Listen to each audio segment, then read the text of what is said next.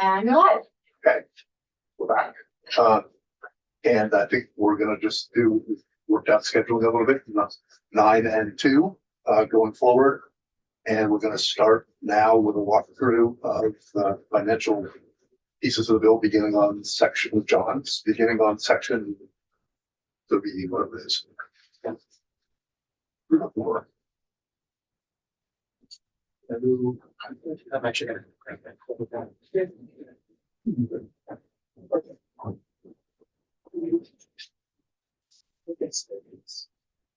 If we should say that our format is just walk through and refrain from like, why don't you guys do this? If that's why we did that, or do we want to have an office and do it that way?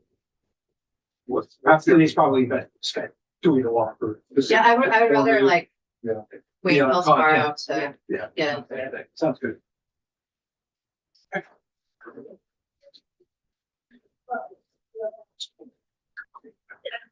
So clarifying questions only. Yeah. You're the sweetest. You gotta be careful what you say around them. Already got it.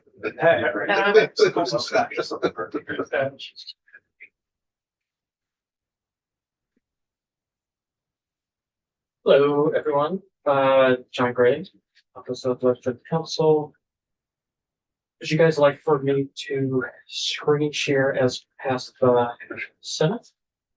Or would you like to see the side by side? Maybe side by side. It's great. It's really, we're doing this for people watching, so we're doing side by side. Something. Yeah.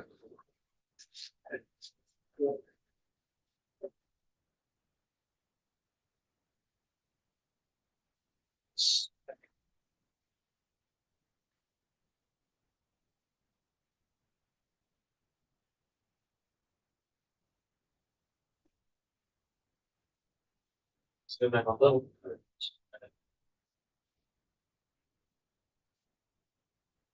Okay. So my sections start at section 34 and run through section 59.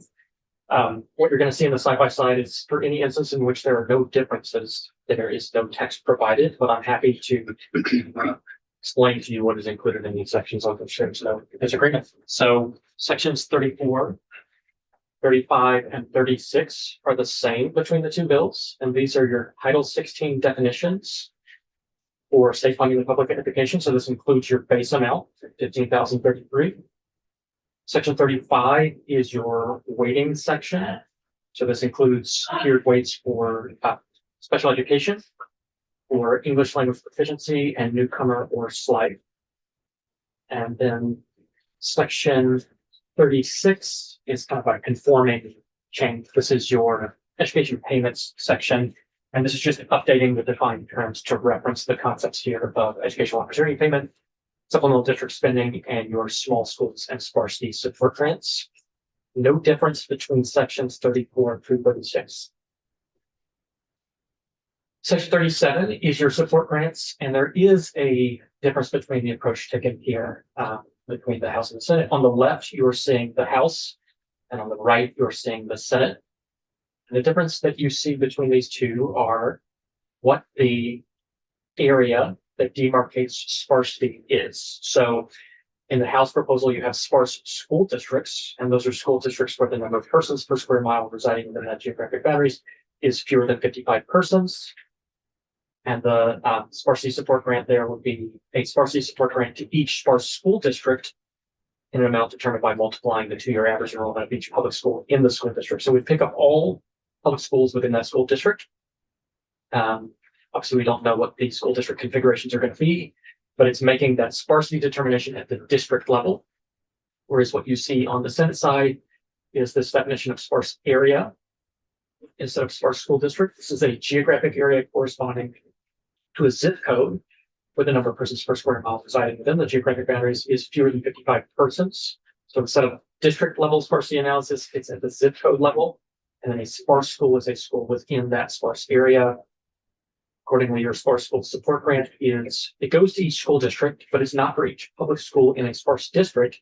It goes to school districts for each sparse school within the school district. But again, is based on that zip code determination.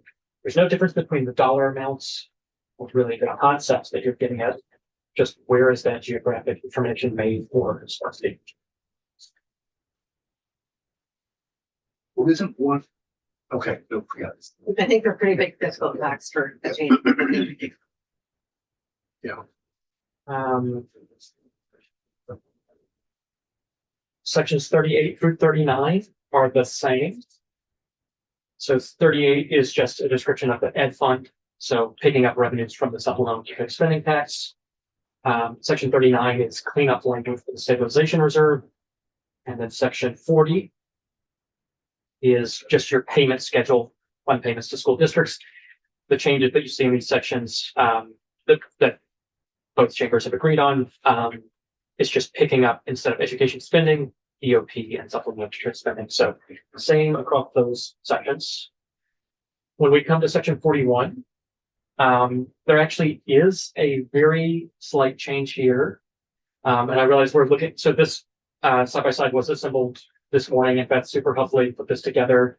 There are some like small things that may not show so readily. So there's a small conforming change to this section. It is not a substantive difference between the two, but because the Senate proposal, as we'll come to later in Kirby's sections, removes the property tax classifications, we have to have a conforming change here that just says when we reference the rate that is cited in the budget, it's a uniform homestead and uniform non-homestead, as opposed to one statewide education tax rate that's adjusted by property classification. So the concept is the same in both chambers, but anything you do related to property tax classification would affect this section 41.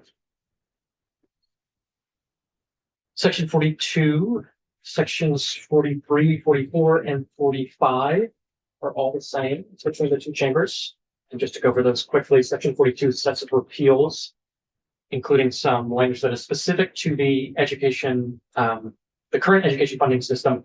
And then importantly, there's a repeal of the census grant blocks for special education because you have the special education weights that has been repealed. Section 43 is your supplemental district spending reserve. That is the same between the two. So it provides for offsetting mathematical errors in the first instance and then overflow going to the school construction aid special fund.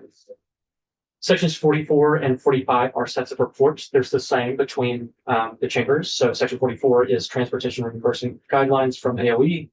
And then section 45 is reports from JFO on inflationary measures and pre-K funding. And then we come to sets of new sections as passed by the Senate. So first is section 45A. This is tasking JFO with contracting with a contractor with expertise in Vermont's education funding system to develop a cost factor foundation formula for Vermont's education system that includes tiered weights for CTE, English learners, special ed, any other weights determined to be empirically necessary for an adequate and equitable education. It also includes, I talked in that difference between the sparsity support grants about the geographic area. This would task the contractor with recommending suitable geographic measures for determining sparsity and specifically addressing using zip code as a geographic measure because there could be some problems with that approach. So the report would include a detailed explanation of the analysis of the work done to arrive at recommended weights and whether it costs more to educate a secondary student than an elementary student. Would submit that foundation formula and analysis of geographic measures to Ways and Means, Finance, on Education on or before December 1, 2026. So unlike other reports you see that have dates at the end of this year, this is the end of next year, December 1, 2026, and there's an appropriation to hire this consultant of $150,000. So a report on a cost factor foundation formula that addresses these specific factors, these kinds of tiered weights, including CTE, addressing the cost of educating secondary students, and then that would be at the end of next year. Section 45B is a transitionary measure for the first 5 years. In the 5th year, you would fully transition, moving school districts off of education spending and onto their educational opportunity payment. This would happen by determining what we call a transition gap. And this is the difference between the school district's education spending in fiscal year 28 and its EOP as calculated in the year for which you're determining the gap. And basically what happens is you divide that gap up into increments of 5, and each year as you move, you're moving 20% of that gap toward the EOP. So over 5 years, so it's a smooth the movement from ed spending in FY28 to the EOP. One thing that is worth noting with the transition gap, and we'll come to a section later that touches on this as well, but in a different way, is the transition gap under this is determined each year. For each year, you determine that EOP in that year. So it's not going to be complete equal 20% increment each year, right? But the attempt is to try to get at a fit of the difference between your ed spend and your EOP in each year. So you're both closer, and you're either moved up towards your EOP if your ed spending is below, or you're moved down if your ed spending is above your EOP. With folks to be fully transitioned in fiscal year 2034. Section 45C, this is a request from the tax department. The Education Fund Advisory Committee, which is in existing law, is to have its first meeting on or before July 15th of this year. This would delay that first meeting to 2027, and the rationale that was stated related to just the amount of transformative change happening in this space. Section 46 is jumping to your supplemental district spending, and there is one change between the approaches here, and it relates to the cap. So what you see is your definition of supplemental district spending includes a 10% cap. On the House side, this is 10% of the school district's EOP, and if you think about what EOP is, it's your base times your weighted long-term membership. The difference in the Senate proposal is 10% of product of the base amount and the school district's long-term membership, so unweighted. Basically, the difference is whether you're using weighted count to determine EOP or you're using an unweighted count. And so the 10% of your unweighted count on the Senate side would be a lower count.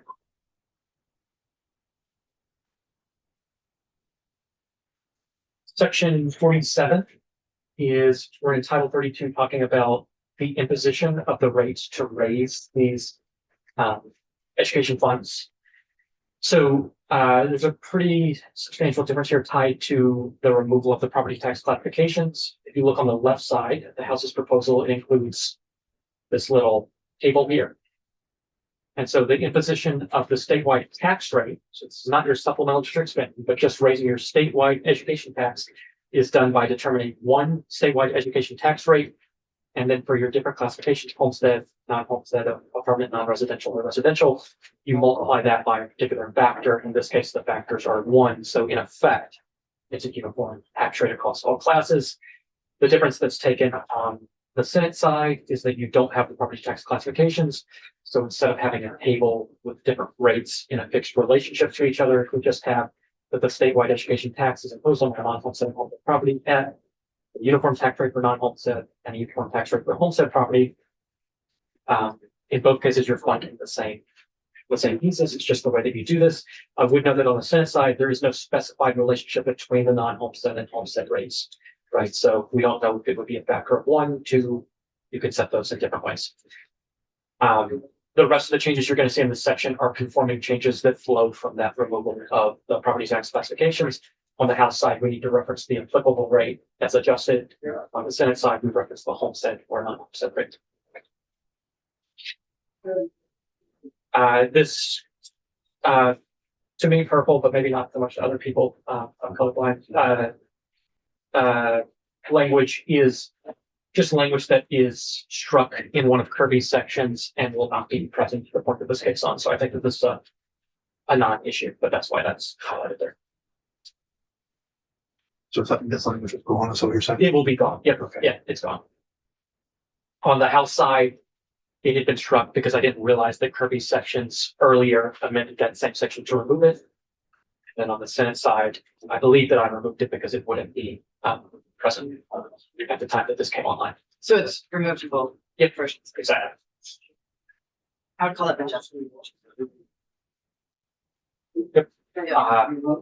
I wish that I knew what magenta was.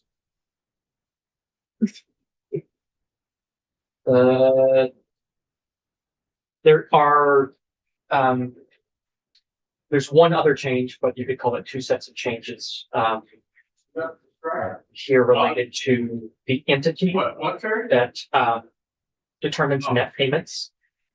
You see on the Senate side, Secretary of Education determines these net tax payments for school districts, and the secretary that receives that grand list information and prescribes payments being paid by the. On this House side, that existing law had been updated to the Commissioner of Taxes. Yeah. So it's a difference between who the entity tasked with doing these net payments. For the taxes. On the House side, that's Commissioner of Taxes, and the Senate side is Secretary of Education. You're going to see that same set of changes done for the supplemental strict spending tax.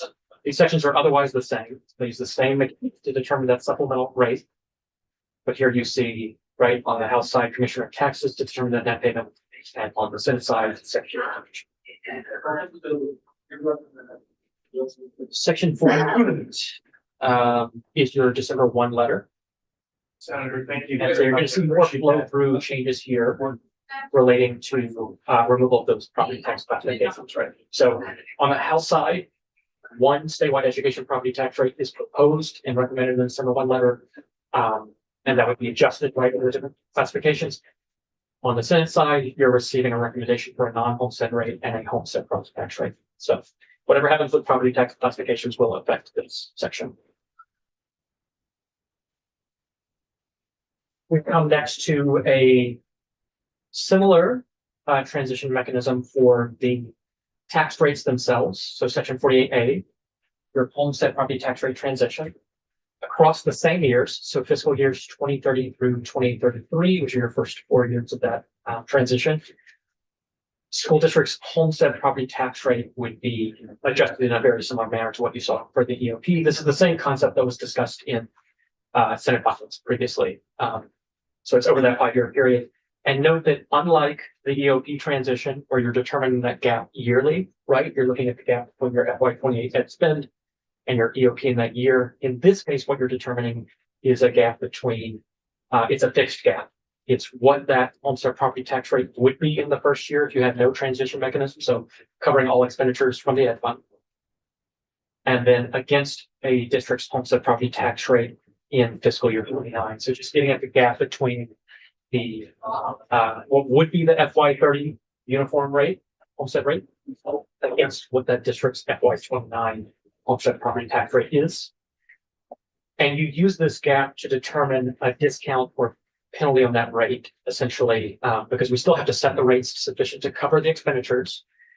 So this gap is determined to provide a cent discount or penalty on a district's rate across those 5 years to try to similarly smooth the transition of the tax rate.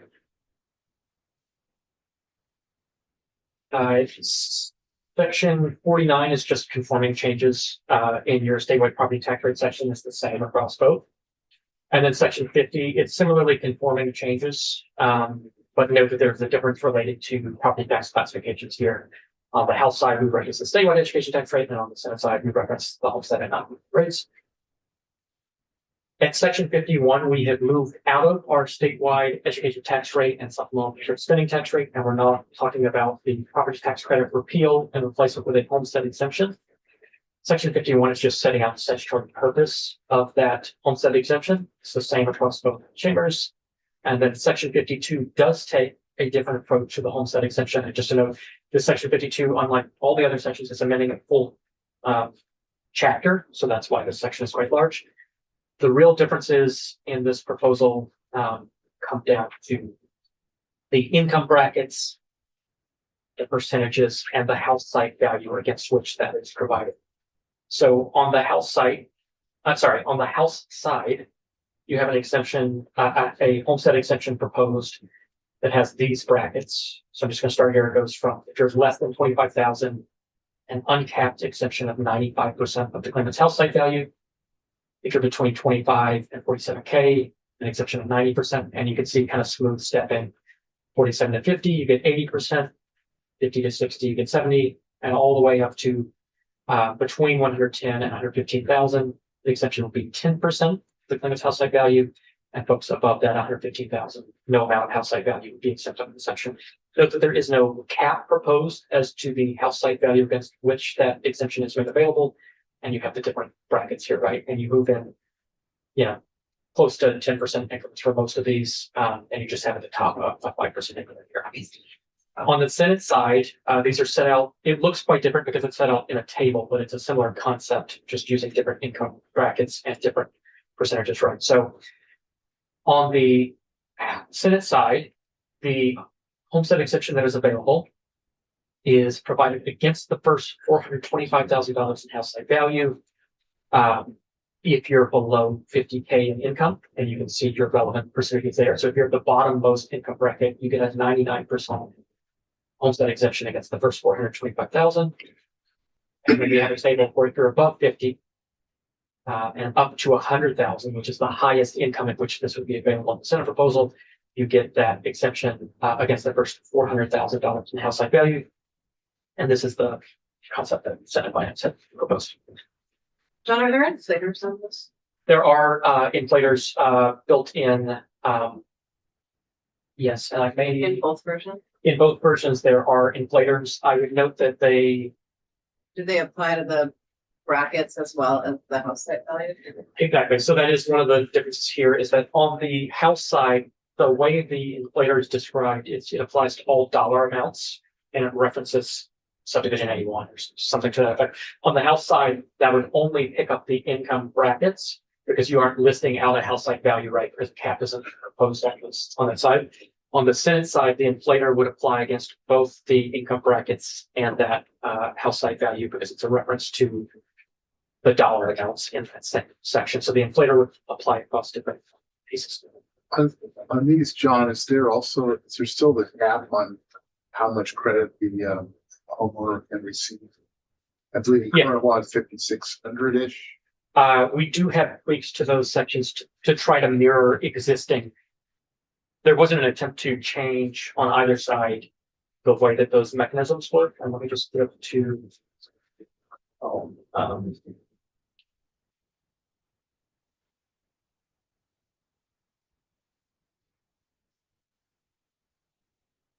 basically, we try to maintain the same, like the instances in which someone would avail themselves of the PTC under current law, they're meant to be entitled to the same kind of benefit from the homestead exemption under the proposals in both houses.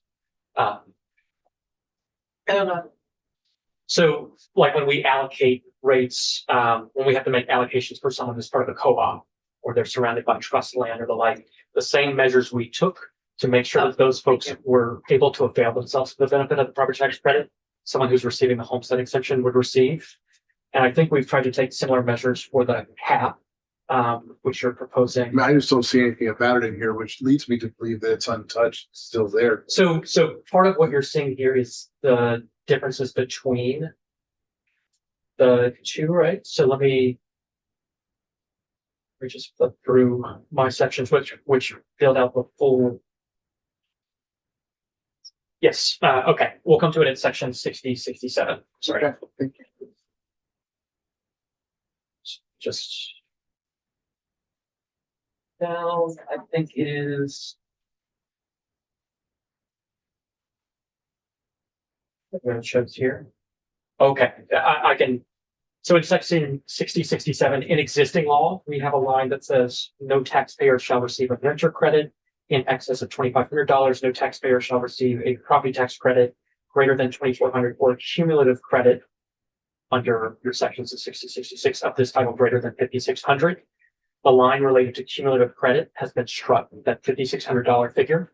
I think on the basis that you would not be getting the flood exception and the renter credit. So, and if it's helpful for you to see just the struck language here. This Okay. So it's 67. Okay. Yep. I'm going to ask a question back on the table, just to understand. Yes. Essentially, if you're a couple and your household income is 125,000, you're not getting a benefit. You would not get a homestead exemption under either proposal. Yeah. That's correct. What if it was 110? If it's 110, then you would get a 10% exemption on the house side and you would not get an exemption on the Senate side. Because it caps out at hurricane. And it's only up, but do we on the Senate or the House side? I apologize for taking the time. We don't have a house site value. There is no cap on the house site value. That's right. And just to offer the Senate proposal here had been drawn with the idea, I think, of trying to account for the same cost as the existing property tax credit. I think is. And this always throws me. We're using the terms house site and homestead. Yes, so house site is a narrower, That's the category. acres, Exactly. which is used in the House side, but in the Senate side, it only uses the word homestead. No, it uses house site value, so it's an exemption Oh, there it against is. the house site Yeah, value. thank you. It's in the table. Yep. And it's consistent with the way that we deal with income sensitivity measures in existing law too. So it's not a change to the piece against which you are providing the just the method of delivery, right? Versus a property tax credit. There are conforming changes for just the difference in property tax classification throughout the remainder of this section. So that's why you see some highlighting of homestead in different places as against statewide distribution tax rate. Section 53 is the same across both the House and Senate. And this is that updating the homestead declaration form to reflect information for needs of the homestead exemption. The Senate does have new language in section 53A. This is your homestead exemption report. So this is tasking tax on or before January 15th of next year in consultation with JFO with submitting a proposal to Ways and Means, Finance, designing a homestead exemption that minimizes property tax impacts for homestead property owners under the new education tax structure, minimizes benefit cliffs compared to the existing credit system, and minimizes aggregate fiscal impact relative to the existing credit system. So if folks are uncomfortable with the proposed homestead exemption, you have a board on other ways to achieve these three considerations in the development of that exemption. It would include with its proposal recommendations for an inflationary adjustment measure that is suited to both the income sensitivity and that house site value. So you could have separate inflationary measures, for instance, that address each of those. Sections 54 through 56 are just small conforming changes for the homestead exemption. No changes between the two chambers, no differences between the two chambers. And then section 57 is a contingently effective. So this is at the rollout of the foundation formula. The Ed Fund Advisory Committee. This tasks the Ed Fund Advisory Committee with providing certain recommendations, including national best practices for addressing inter-school district effects, whether to transition to an evidence-based foundation formula. And what you see newly proposed on the Senate side is methods for ensuring school districts spend their EOP on the costs that underlie that foundation formula. So are folks allocating their EOP in ways with the money that they're receiving, essentially. Sections 58 and 59 are placeholder contingently effective sections. If you one day move to an evidence-based formula, these would be sections that update the base amount and your weights. So these are your inputs to a foundation formula. No changes, no differences between the two proposals. And that is the full extent of what I have here. Happy to answer any questions or turn it over to anyone else who would like to be in the chair. Other than that, Does Kirby cover the final section? Kirby does have the final sections. So our contracts would be like, Mhm. come on. Oh, yeah.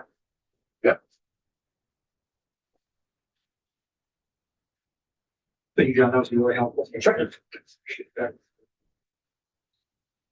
Yeah, you could just sit there and like, so you could just operate the thing. I mean, That sounds incredibly fun. Sorry, John. You're bad. You're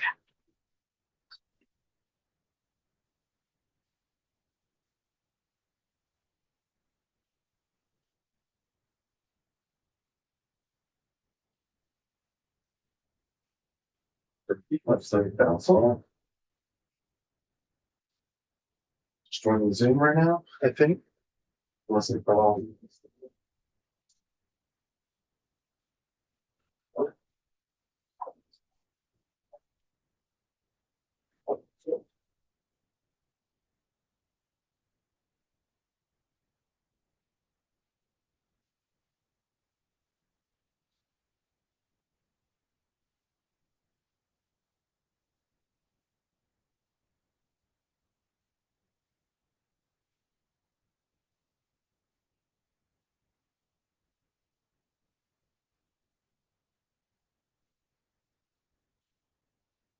Okay.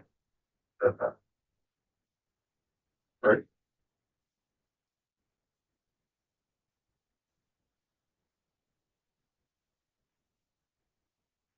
Okay, so for the final section of the bill, we start in section 60. With sorry, there's not the language here right here, but this is the statute on the grand list. There was a change in the definition of parcel that is the same in both sections. That has to do with data collection. And the change or the difference is that the Senate removed a reference to property tax classifications in that section. And then in section 61, this is the bulk of the changes that we'll see for the rest of it. In the House version on the left there, you had the establishment of property tax classifications starting in January of 2029. And in section 61 of the Senate version, you have a study where the Department of Taxes will take a look at the topic and consider all that would go into implementation of that and to report back at the end of this year. So all the language on the left there is just from the classification from the House side. And then that brings us to section 61A and 61B from the House version, which the first section there has to do with transition language for property tax classifications. So 61B had to do with an implementation report that was to come back and setting that up. Both of those were removed when the language establishing the tax classifications and the Senate version was also removed. In section 62, you have the beginning of the establishment of statewide and regional property assessment districts. This is to start January 1st, 2030. Those are unchanged, except for just a little bit of clarifying language in the transition provisions that are in section 63 of the Senate version. Substantively, they're the same for section 62, 63, 64, all relating to setting up regional assessment districts. And then section 65 all the way through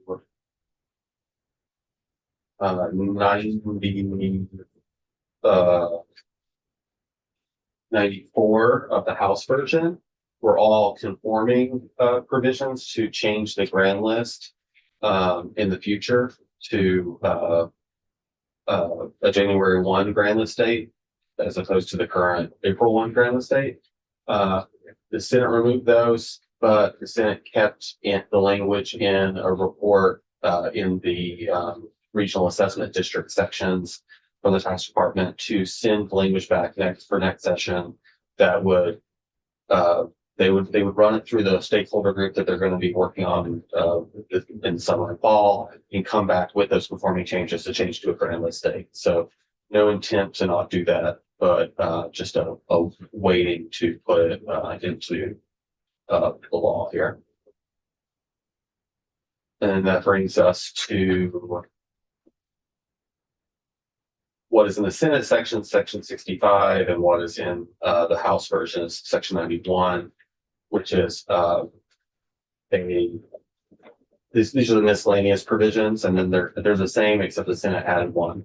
So the first one is some adding back some language that was inadvertently removed a few years ago in section 60, 66A of the law.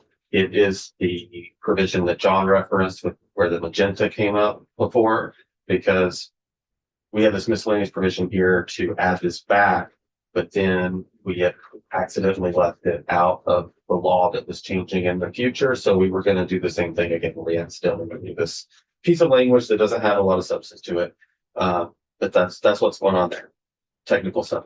And I know we're not doing explanations, but I just want to like context. We didn't have a miscellaneous tax bill this year. And so all the miscellaneous stuff is here. It has nothing to do with 454, particularly equivalent about property taxes. So yeah, these are all property tax, property valuation related miscellaneous provisions. So section 92 is the addition of a minimum tax debt before a municipality can start a tax sale. This came from a working group that had reported back to the legislature this session with recommendations. And their one recommendation was to put a $1,500 minimum before a tax sale can be initiated. So that's what 92 does. It's the same thing in both versions of the bill. In section 93, it is a change in how PBR hearing officers are compensated. So a request from the Department of Taxes. It's the same in both versions. In section 94 of the House side, 68 on the Senate side, you have a technical change that removed a reference to a $15 late penalty for the property tax credit. Has no substantive effect because that was done away with last year. It was just there's a reference to it there that needed to be removed. And then in section 69 of the Senate version, there's another technical miscellaneous provision added that crosses out some language that would cause the math to be incorrect under the current system when the statewide adjustments apply. And those are my.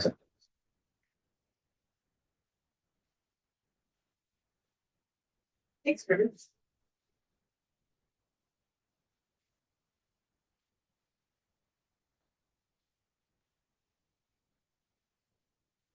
So tomorrow morning we'll talk to our whys and wherefores.